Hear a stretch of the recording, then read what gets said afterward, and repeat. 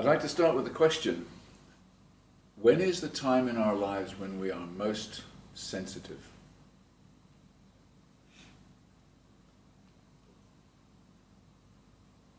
At birth. And not our own. And after that in the morning. You said full moon.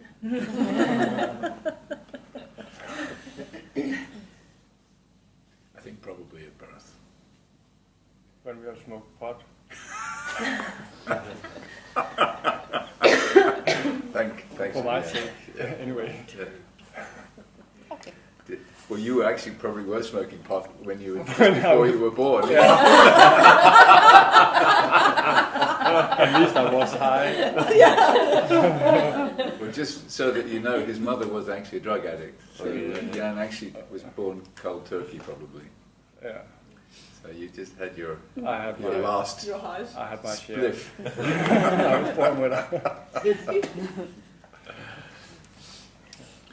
But it has been believed for many years that babies are not having an experience at birth, particularly in the medical profession. And so they've done some pretty wild things on babies, thinking that they cannot feel.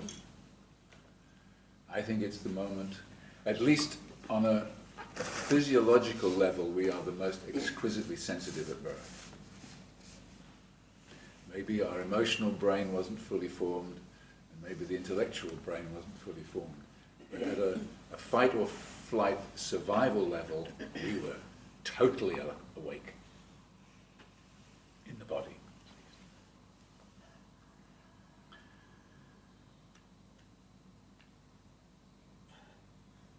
And so we felt birth excruciatingly and incredibly, we felt everything at birth, you could say. From a Course in Miracles point of view, why should we focus on birth? Because you could say, well, everything is available now for us to look at and to forgive and let go. Why focus on birth? Well, I think that we need to focus on birth because we've forgotten what happened at birth. Our system hasn't forgotten. It's actually in our cellular structure, the memory of birth, the experience we had. And the patterns and decisions that we made around birth, we are reliving in every moment, but we're not aware that we're reliving them in every moment because they have become so much part of who we think we are, we don't spot them. So the purpose for looking at birth is to start to identify our major life patterns so that we can spot them, look at them, and forgive them and let them go.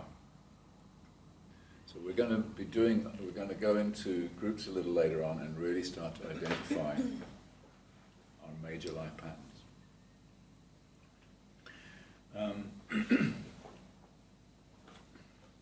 I like to see that birth can be seen as a reflection of our separation from God, a separation from Source. Can you imagine? The most like heaven that we've had here would be in our mother's womb, probably, where we had all our needs met. We had all the touch that we needed, for example. In our mother's body, we had all the nutrients and oxygen supply, and we were held. We know it's not real heaven, but from our point of view within a body, it's the most heavenly probably experience that we've had this lifetime. And then, for most of us, quite abruptly we were separated at birth from our mother. And so it could be seen as a reflection of the separation from God, from the Course in Miracles perspective.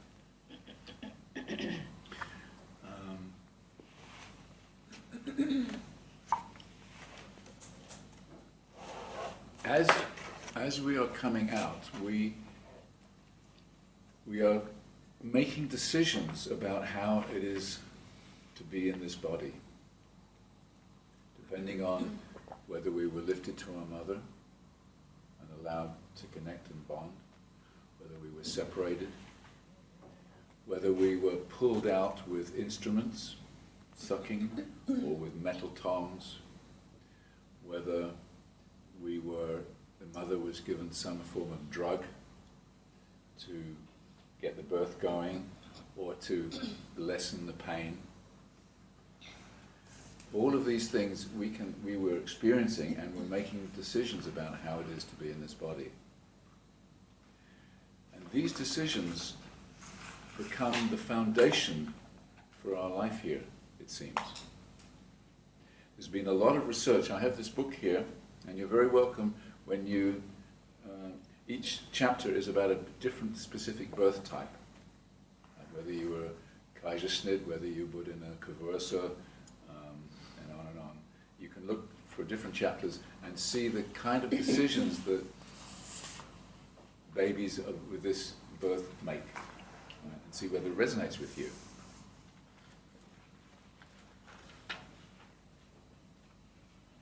I personally think that birth may be our biggest forgiveness lesson in this lifetime.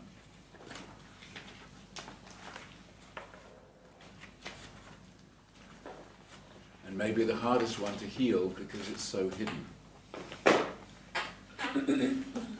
I hardly have ever worked with anyone who has had a visual memory of their birth.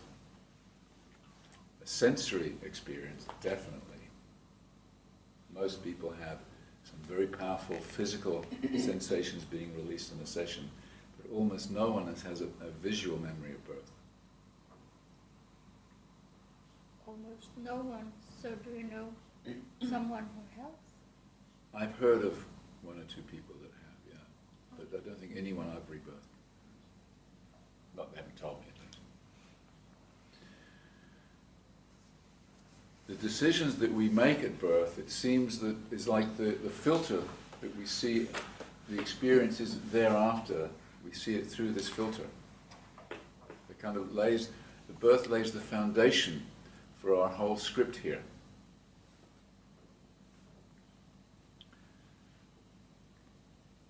The bigger picture is that we've chosen all of this, that we've chosen our parents, maybe we've even chosen how we're going to be born. We certainly choose how we experience everything that's happening to us. We are making up our minds. No one's making up our minds for us. So we're choosing all of it.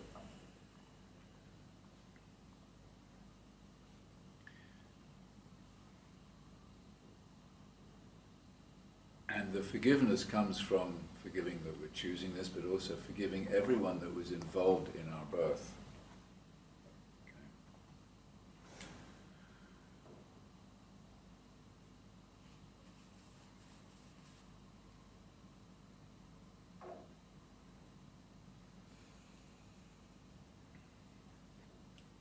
I'd like to read a couple of quotes from this book.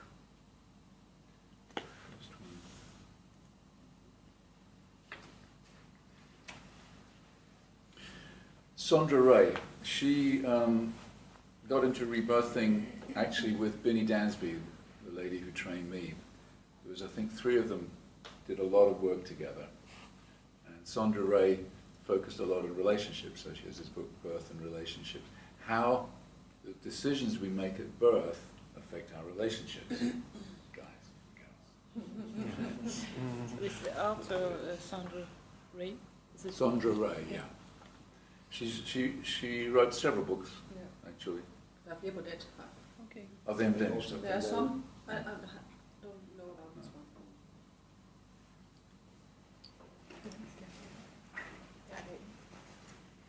She says, releasing one's birth trauma is like heaven on earth.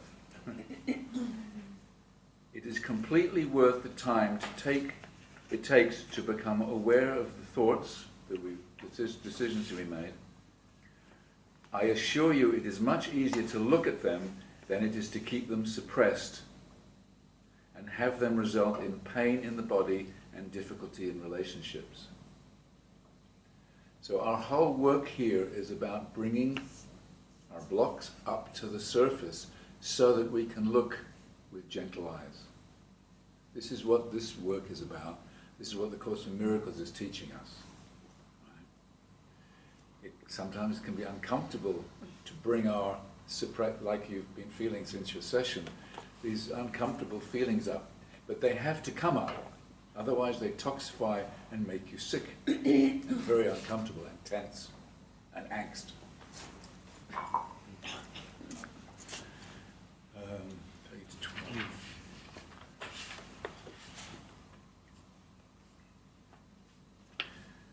The way we present ourselves to the world, and this is why I was doing this thing in the deepening about how it would be when you open your eyes and make your share.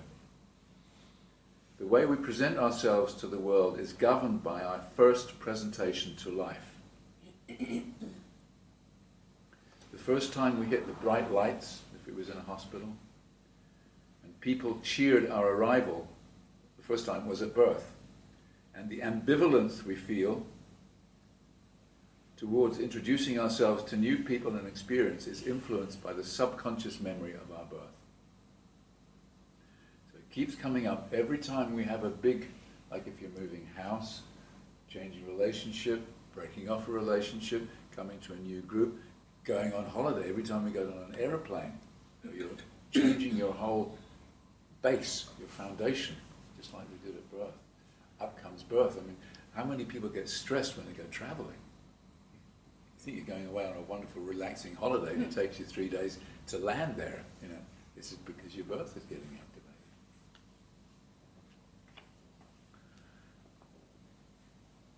If our thoughts are creative, as they seem to be, and we are the thinker, as we seem to be, it stands to reason that our first thoughts about ourselves and relationships would serve as a context for all our future choices in relationships. The conclusions we made at birth become the unconscious legacy of our lives, our whole lives. Very often I speak... Excuse me, legacy, that's a heritage. Heritage, yeah. Ow. Very often I can speak to someone and they tell me what their life patterns are, and I can tell them pretty well how they were born, and vice versa. But that's what this book is about.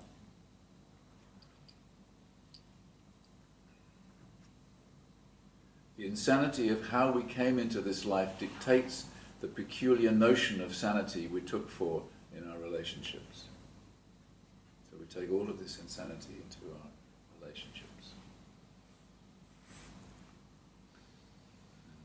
And then lastly,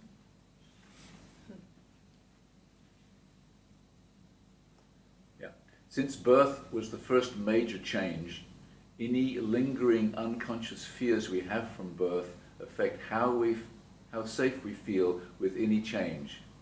Change of jobs, moving to a new house, leaving a relationship, and so forth. That's what I just said. From the Course in Miracles perspective, especially those who haven't been working with the Course implies that we don't come here as newborn babies with a clean, innocent slate. We come here with the belief in sin, guilt, and fear. We come here with the Belief in sin, guilt, and fear. And so we are already looking through that filter when we're experiencing birth. We are incredibly, we have tremendous needs at birth. We need oxygen. That's the primary need. And when, for example, I had an insight just the other day, believe it or not, it's taken this long for me to get this, that I think my cord was cut too early. Because I sometimes have this choking thing where I think I can't breathe. Like in a dentist, if I'm lying back and they pour water in there, I can actually feel this real fear coming up. Yeah.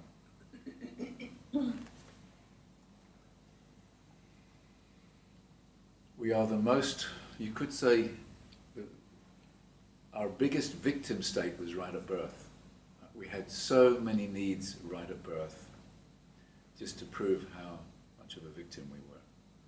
And it either gets confirmed or otherwise, depending on what happens right there and then at birth. If we are lifted onto our mother's breast right after birth, in the arms of welcome and love and being wanted by both the mother and father, this powerful shock of birth. Birth is a very powerful experience, both for the mother and the child.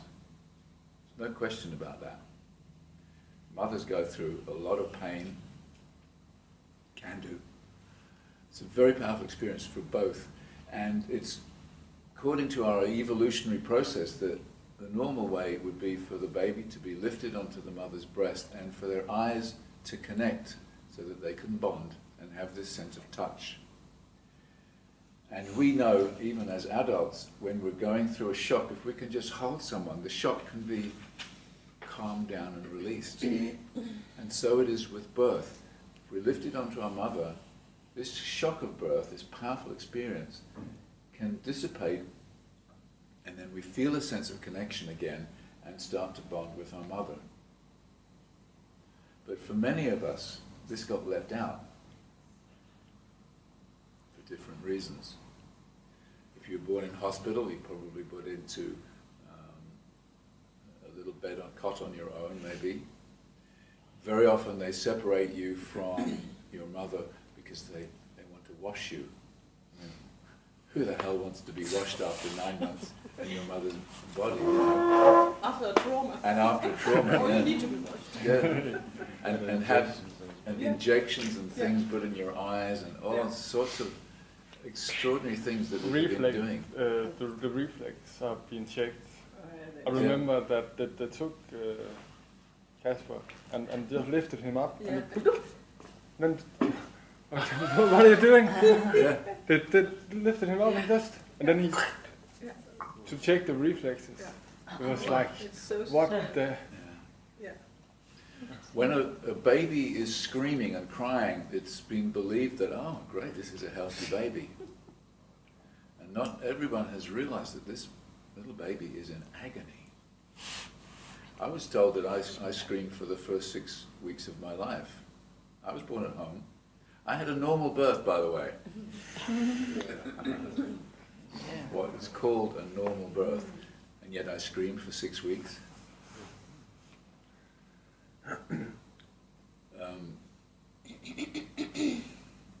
A baby is in agony when it's screaming.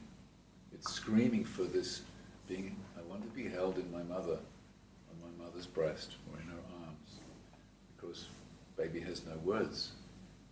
So we get, I'm not being listened to, I'm not included.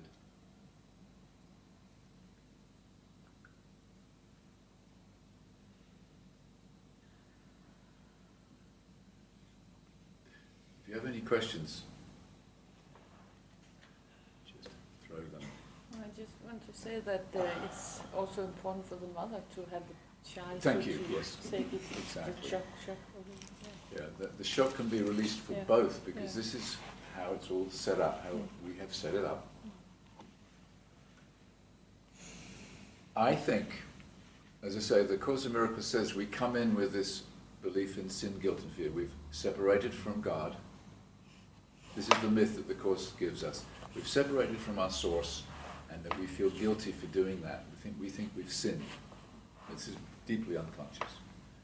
That we've sinned from separating from our source, and we feel guilty, and that we will therefore be punished. And this is why there's a lot of in religion about, being punished by God for our sins.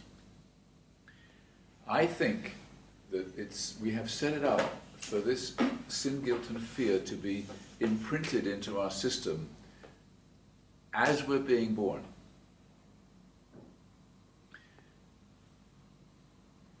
I have, for most of my life, had a feeling of tension in my head, this top part of the head.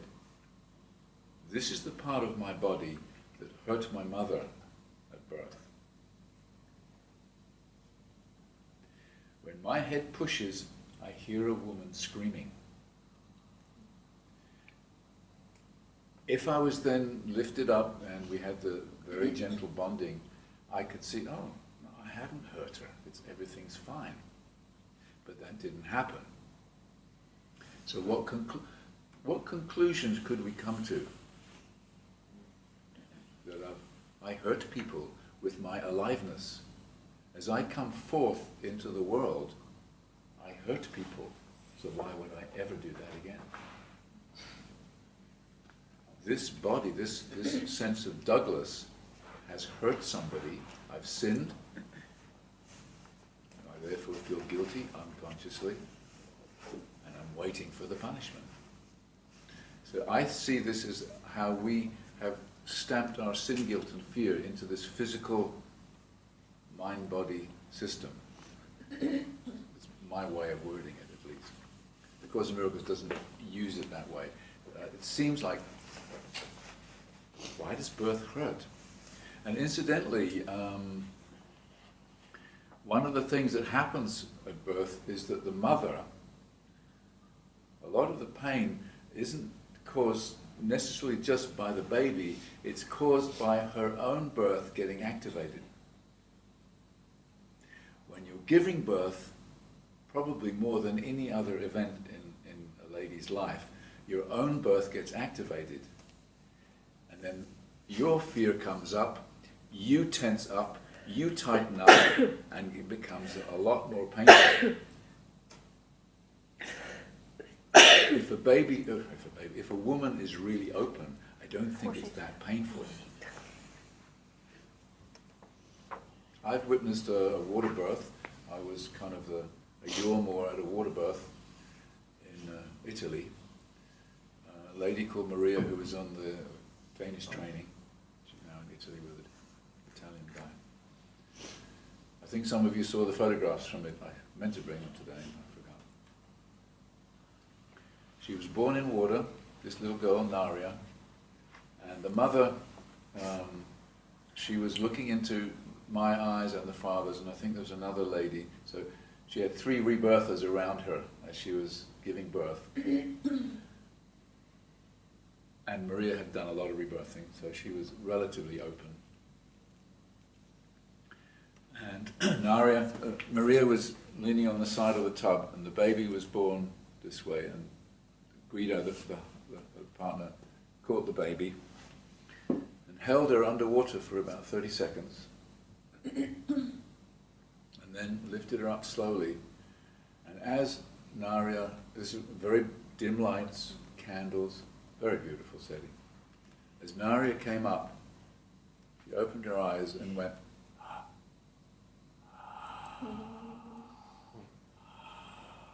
not a sound except the breath. No crying. And this guy, I actually went to visit them this last year. And Naria, she's an incredibly beautiful woman, apart from her spirit. She has this, she's correcting her parents all the time for their ego choices. She's so centered, so in touch with her heart, because she had probably as good a welcome as anyone has had on the planet. And she was lifted up, and then we all, like we'll do in the tub, in the hot tub rebirthing, presumably you had several holding. It's a very nurturing, very gentle, watery experience. And that's how it can be. But you could say Naria also chose this on some other level. And that was also, I believe, also the father's birth can come up. Definitely. And can influence. Yeah. Yeah. You might get angry with the mother and she gets her feelings coming up and blah, blah, blah. Yeah.